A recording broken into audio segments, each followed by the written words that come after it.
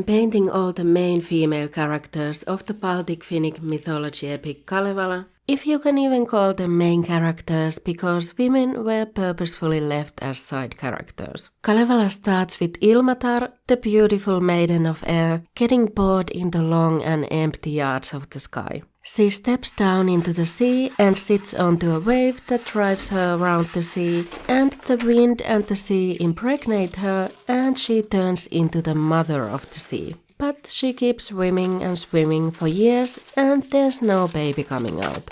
She's in horrendous pain, wishing she had just stayed as the maiden of air instead, and calls out for Ukko, the ancient Finnish supreme god. He sends a diving duck looking for a place to nest. There's nothing but sea anywhere you look, but when Ilmatar lifts her knee from the water, the duck thinks, oh, there's a little patch of grass, and makes her nest on the knee. The duck lays 6 golden eggs and 1 iron egg in the nest. And this is a reference to the Bible and God creating the world in 6 days and having a rest on the 7th day. Iron connects to the afterlife in Finnish folklore. The bird keeps hatching the eggs for 3 days, and Ilmatar tries to keep still, balancing the nest on her knee, but finally she flinches and the eggs fall into the sea and shatter into tiny little pieces. The parts of the eggs turn into the sky, the land, the sun, moon, stars and clouds. Meanwhile, there's still no baby.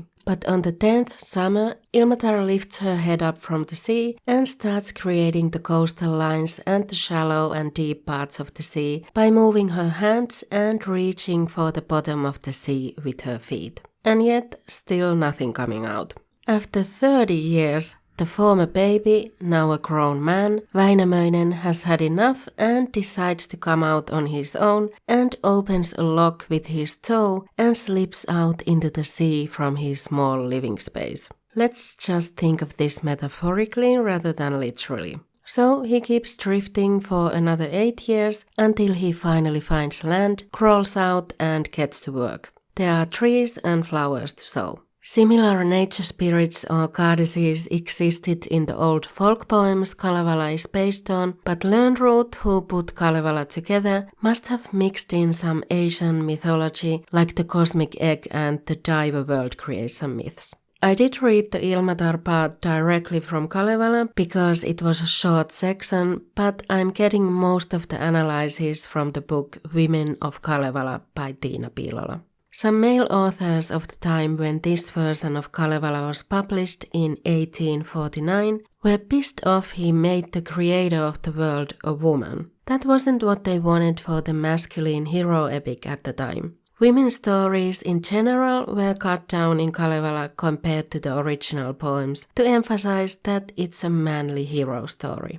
Ilmatar is often depicted in art as a young woman in water or on top of waves, wearing a flowy white dress with her long blonde hair down and sometimes visibly pregnant. I'm planning to paint all the main female characters in Kalevala, and I've been going back and forth about how literal I want these paintings to be, because sometimes it's not just a particular scene in the story I want to illustrate. I took some liberties with this painting because I wanted to fit in multiple elements from different parts of the story that didn't actually happen at the same time. So I placed the nest on her head to save some space and made the celestial bodies come out of the broken egg rather than the pieces of the egg turning into them. And besides the eggs, I also wanted to have the duck that laid the eggs somewhere in there because I realized birds are somehow connected to everything in Kalevala and they symbolize different things. So I want to include a bird or some reference to birds in each of my Women of Kalevala paintings. I don't know if I'll manage to use a different bird species in each painting, but we'll see.